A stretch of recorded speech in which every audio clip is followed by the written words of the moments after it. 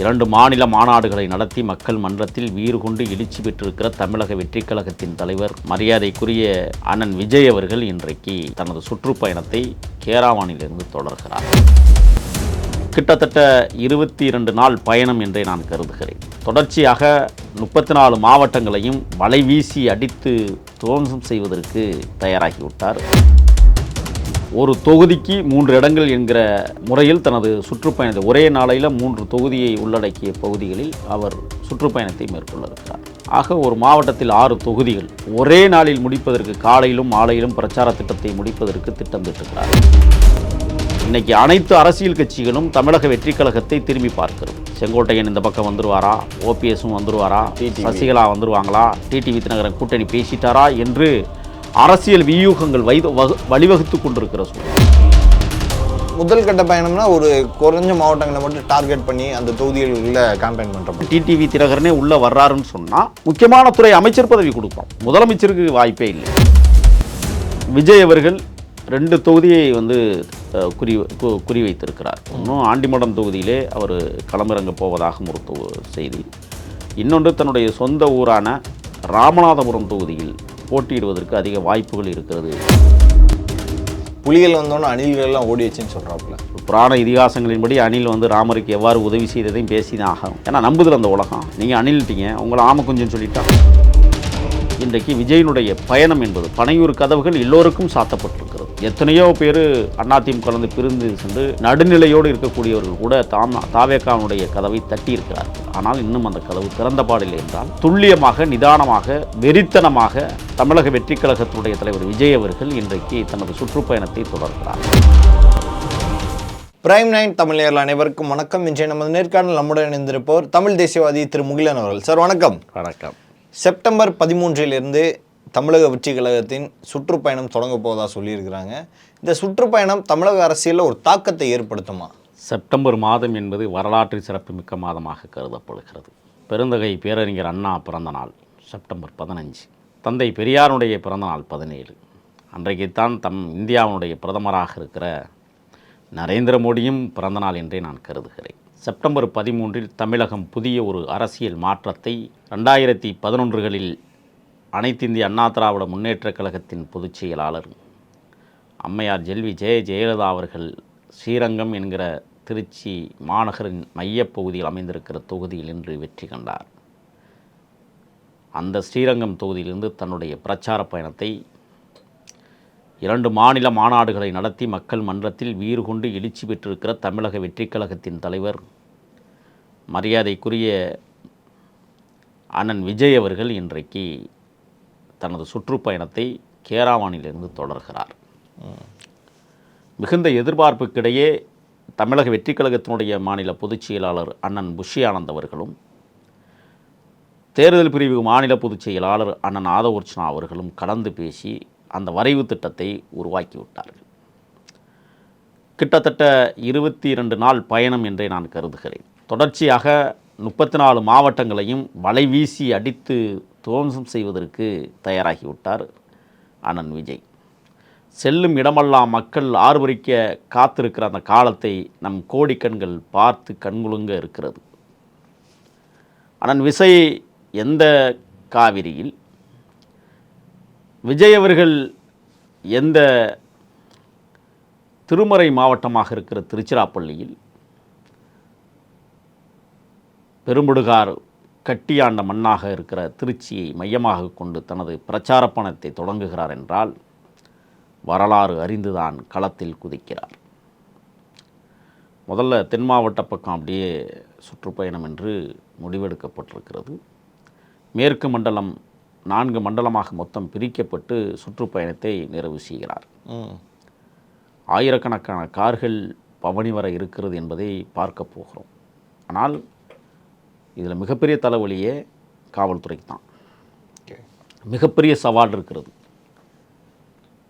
ஒரு தொகுதிக்கு 3 இடங்கள் என்கிற முறையில் தனது சுற்றுப்பயணத்தை ஒரே நாளையில் 3 தொகுதியை உள்ளடக்கிய பகுதிகளில் அவர் சுற்றுப்பயணத்தை மேற்கொள்ள இருக்கிறார். ஆக ஒரு மாவட்டத்தில் 6 தொகுதிகள், ஒரு மாவட்டத்திற்கு கிட்டத்தட்ட ஒரே நாளில் முடிப்பதற்கு, காலையிலும் மாலையிலும் பிரச்சார திட்டத்தை முடிப்பதற்கு திட்டம் திட்டுகிறார்கள். 34 மாவட்டத்தை 22 நாட்களுக்குள் முடித்தாக வேண்டும். தீவிரமான களப்பணி. பெரிய மாவட்டங்களை 3ஆக பிரித்திருக்கிறார்கள். தமிழ்நாட்டிலேயே மிகப்பெரிய தொகுதியாக இருக்கிற மதுரவாயல் தொகுதி தான் மக்கள் தொகையில் கூடுதலான தொகுதியாக பார்க்கப்படுகிறது. இது போன்ற பெரிய தொகுதிகளை 2ஆக பிரித்து அங்கே களமாடுவதற்கும். இப்போ ஒரு தொகுதிக்கு கிட்டத்தட்ட 3 ஒன்றியங்கள் வரும். ஒரு தொகுதிக்கு 3 தொகுதிக்கு 9 ஒன்றியங்கள். இந்த 9 ஒன்றியங்களை உள்ளடக்கிய மையப்பகுதி அது. ஓகே, அப்படித்தானே இன்றைக்கி வரைவு திட்டத்தை அவர்கள் சேர்த்துருக்கிறார்கள். எடுத்துக்காட்டு நான் உங்களுக்கு ஒன்று சொல்கிறேன். இப்போ புதுக்கோட்டை மாவட்டம் இருக்குது. திருச்சிக்கு அடுத்து அந்த மாவட்டத்துக்கு தான் போகிறாரு. அப்படின்னா புதுக்கோட்டை மாவட்டத்தில் வந்து திருமயம், ஆலங்குடி, அறந்தாங்கி, விராலிமலை, கந்தர்வக்கோட்டை, புதுக்கோட்டை, இப்படி பறந்து விரிந்திருக்கிற 6 தொகுதிகள் உள்ளடக்கிய மாவட்டம் புதுக்கோட்டை. 3 பிரிக்கிறாங்க. 3 பிரித்து அந்த 9 ஒன்றியங்களினுடைய தலைவர் பெருமக்கள், ஒன்றியத்தினுடைய செயலாளர்கள் அந்த வேலையை கட்டமைச்சு அந்த மையப்பகுதிக்கு கொண்டு வந்து நிறுத்தணும் அப்படிங்கிறது தான்.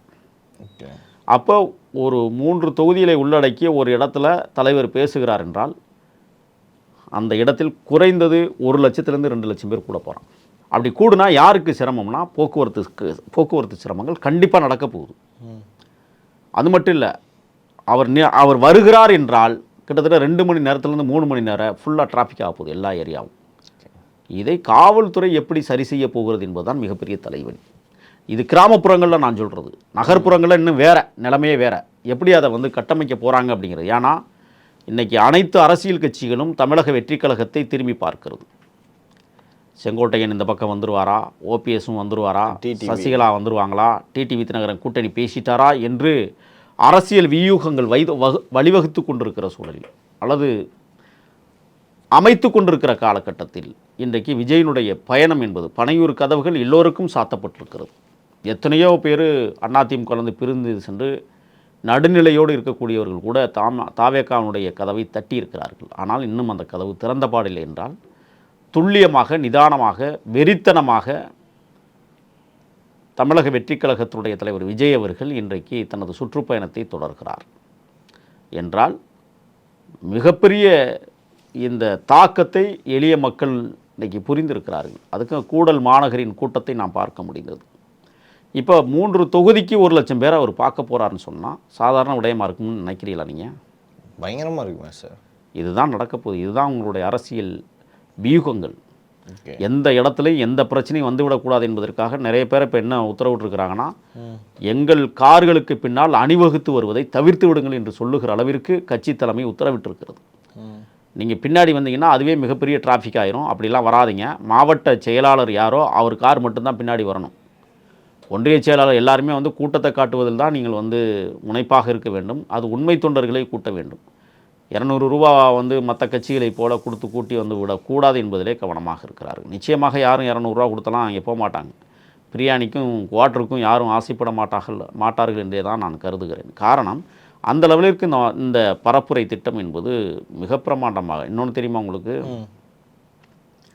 ஒரு இடத்துக்கு வர்றாங்க, ஒரு இடத்துல கூட்டம் பேசுகிறாருன்னா அதுவே மிகப்பெரிய திரளாக வடிவமைக்க வேண்டும் என்பதெல்லாம் அவருடைய திட்டமாக இருக்கிறது. இப்போ விராலிமலை, திருமயம், அப்படியே பார்த்திங்கன்னா புதுக்கோட்டை, இது 3ம் ஒரே நேர்கோட்டில் இருக்குது. இதனுடைய மையப்பகுதி புதுக்கோட்டையில் போடலாம். ஆனால் புதுக்கோட்டையில் போட்டால் மிகப்பெரிய டிராஃபிக் ஆகும், மக்களுடைய அன்றாட வாழ்வு சிதைக்கும் என்பதற்காக திருமயத்தை தேர்வு செய்வதாக தகவல்.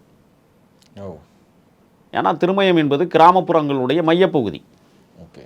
விராலிமலைக்கும் அது சேர்த்து மையப்பகுதியாக இருக்கிறது. ஆலங்குடி, கந்தர்வக்கோட்டை, அறந்தாங்கி, இந்த 3ஐயும் நீங்கள் பிரித்து பார்த்தீங்கன்னு சொன்னால் அறந்தாங்கி வந்து கிராமப்புற பகுதிகள். அப்போ அவங்க அறந்தாங்கியை தான் தேர்வு பண்ணுவாங்க. இல்லைன்னா ஆலங்குடியே கிராமப்பகுதி தான், அது 3மே. ஆனால் ஆலங்குடி சற்று கூட்ட நெரிசலான இடம் அறந்தாங்கியை விட. ஆக இவருடைய திட்டம் ரொம்ப தெளிவாக கிராமப்புறத்தை உள்ளடக்கிய ஒரு நகர்ப்புறத்தில் தான் விஜய் அவர்கள் பேச இருக்கிறார் என்கிற திட்டம் நம்மளுக்கு வந்து அந்த கட்சியிலேருந்து நம்மள்கிட்ட சொன்னாங்க. ஆனால் சில பேர் சொல்கிறாங்க, இப்போ வந்து முதல் நாள் பார்க்க கூட்டம் வரும், அடுத்த நாள் பார்க்க வராது, அடுத்த நாள் சுத்தமாக இருக்காது. ஒரு சினிமா நடிகனுக்கு என்ன மோகமோ வந்தோம் பார்த்தோம் ஃபோட்டோ எடுத்தோம் போயிடுவோம், அந்த மாதிரி தான் இருப்பாங்க மக்கள் அப்படின்னு சொல்கிறாங்க. நீங்கள் அப்படி பார்த்தீங்கன்னா விசாலை விக்கிரவாண்டி மாநாட்டை விட கூடுதலாக கூடல் மாநகர் கூட்டம் கூடியிருக்கிறது. ஓகே, ஒரு செய்தியை நான் உங்களுக்கு ஒன்று சொல்கிறேன். ஒரு தடவை பார்த்துட்டு போயிடுவாங்க. எம்ஜிஆர் அப்படி தான் செஞ்சாங்க. ஒரு தடவை பார்த்துட்டு போயிடுவாங்க. ஓட்டு போட்டாங்கல்ல எம்ஜிஆருக்கு.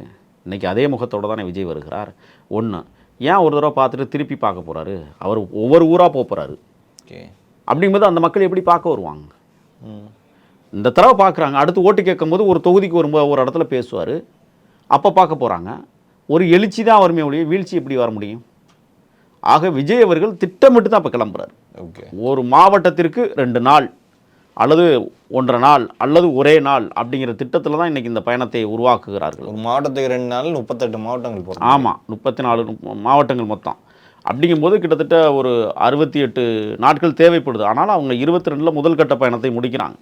முதல் கட்ட பயணம்னா ஒரு குறைஞ்ச மாவட்டங்களை மட்டும் டார்கெட் பண்ணி அந்த தொகுதிகளில் கேம்பெயின் பண்ணுற இல்லை, அப்படிலாம் கிடையாது. இப்போ கிளைகள் தோறும் கட்சி பரவிருச்சு. ம், அந்த தொண்டர்களை உற்சாகப்படுத்த வேண்டும். ஓகே, இந்த தேர்தலுக்கு தயார் நிலைப்படுத்த வேண்டும். ஏற்கனவே வாக்கு முகவர்கள் மாநாடு நடத்தியிருக்கிறாங்க. 2வது வாக்கு முகவர்கள் மாநாடு கோவையிலும் வேலூரிலும் நடைபெற இருக்கிறது. அப்போ இந்த வாக்கு முகவர்கள் மாநாடு நடந்துச்சுன்னா மாவட்டந்தோறும் நடக்கிறதுக்கான ஒரு யுக்திகளை கையாள்வதுக்கு தான் இந்த சுற்றுப்பயணமே. ஓகே, இப்போ இந்த சுற்றுப்பயணம் வாக்கு முகவர்களை ஒரு மாநாடாக போட்டு அவர்களை உற்சாகப்படுத்தி அவர்களுக்கு பயிற்சி கொடுத்து தேர்தல் களத்துக்கு அனுப்ப போகிறாங்க. இன்னும் 7 மாத காலம் இருக்குது. அவசரப்பட மாட்டாங்க இந்த விஷயத்தில். ஒன்று, கூட்டணி பேச்சுவார்த்தை என்பதை தீர்மானிப்பதற்கு ஒரு குழு நியமிச்சிருக்கிறாங்க. அது விஜய் தலைமையிலான குழு. ஆக கூட்டணி என்பது விஜய் அவர்களை தலைமையேற்றுக்கொண்டு வருகிற கட்சிகள் தான் அங்கே வந்து கூட்டணியில் சேர முடியுமே ஒழிய, அதில் அதிகார பரவல் இருக்கிறது, அது மாதிரி ஆட்சியில் பங்கு இருக்கிறது அப்படின்னு அவங்க அழகாக தெளிவாக சொல்லிட்டாங்க. இப்போ எடுத்துக்காட்டு டிடிவி தினகரனே உள்ளே வர்றாருன்னு சொன்னால் முக்கியமான துறை அமைச்சர் பதவி கொடுப்போம், முதலமைச்சருக்கு வாய்ப்பே இல்லை. ஆக நான் இந்த திட்டத்தை, இந்த சுற்றுப்பயண திட்டத்தை முடித்து விட்டால் கூட்டணி எவ்வாறு அமைப்பது என்பதை தீர்க்கமாக முடிவெடுத்து விடுவார்கள். இப்போ நீங்கள் வந்து கூட்டணியை முடிவெடுத்துட்டு நீங்கள் சுற்றுப்பயணத்துக்கு போனீங்கன்னா அங்கே அதிமுக கூடயும் காட்டுவான். புரியுது. ஆனால் இந்த தொகுதியில் தான் நிற்பாங்க. மோஸ்ட்லி தென் மாவட்டங்களில் தான் டார்கெட் பண்ணுவாங்க விஜய் அவர்கள் அப்படின்னு சொல்கிறாங்களே. தென் மாவட்டங்கள் மக்கள் வந்து ஈஸியாக அட்ராக்ட் பண்ணிடலான்ற ஒரு எனக்கு ஒரு தகவல் கிடைத்தது. ஆண்டிமடம் தொகுதியில்தான் விஜய் அவர்கள் போட்டியிட இருக்கிறார்கள் என்பது ஒரு ரகசிய தகவல். காரணம், எம்ஜிஆர் அவர்கள் முதலாக போட்டியிட்டு வெற்றி பெற்ற ஆண்டிமடத்திலே விஜய் அவர்கள் போட்டியிட இருக்கிறார் என்கிற செய்தி. அங்கெல்லாம் காலமாக அதிமுக அது அங்கே மாறிடுச்சு. நீங்கள் ஆண்டிமடம் வந்து சாதாரண தொகுதி இல்லை. ஒரு விஷயம் நல்லா தெரிஞ்சுக்கணும். எப்போதுமே விஜய் அவர்கள் அதை தேர்வு செய்வதற்கு காரணம், விஜயகாந்த் வந்து சாதாரண குக்கிராமத்து தொகுதியை தான் தேர்வு எடுத்தார்.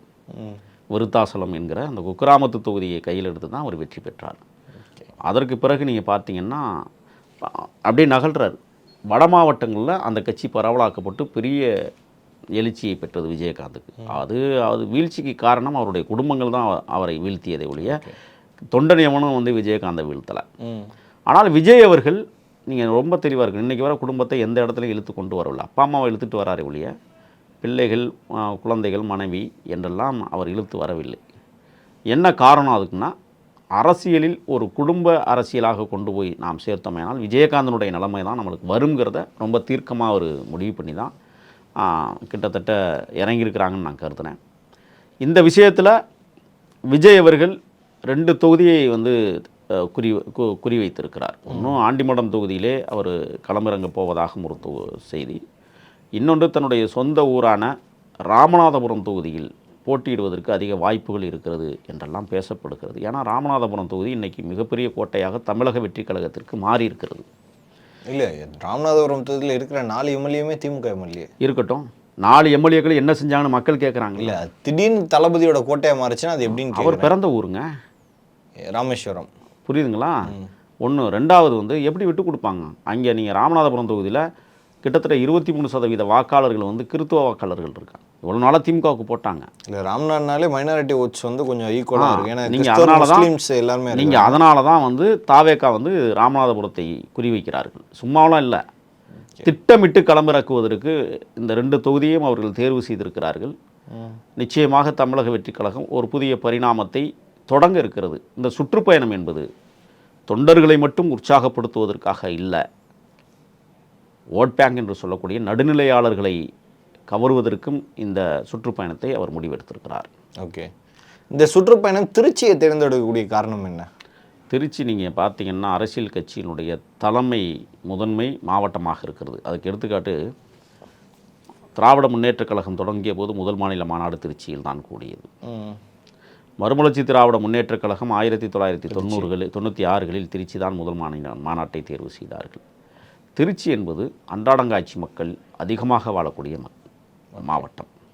ஏன் அதை தேர்வு செய்கிறார் என்றால், காவிரி கல்லணை சங்கமித்திருக்கிற இடம், ஒரு வரலாற்று சிறப்புமிக்க இடமாக அது திகழ்வதால் திருச்சிராப்பள்ளியிலிருந்து ஏன்னா தமிழ்நாட்டினுடைய மையப்புள்ளி அதுதான் திருச்சி.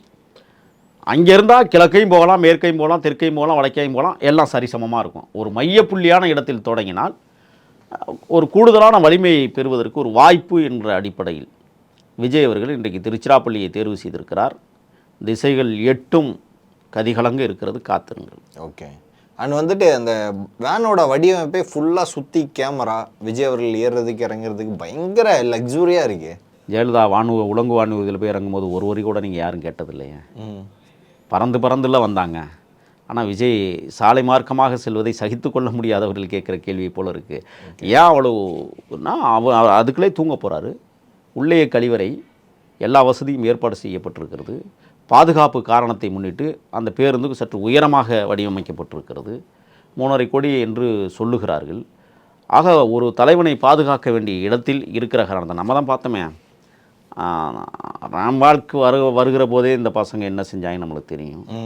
சாலையில் போகிற வண்டியில் இவங்க எகிரி குதிப்பாங்க கண்டிப்பாக.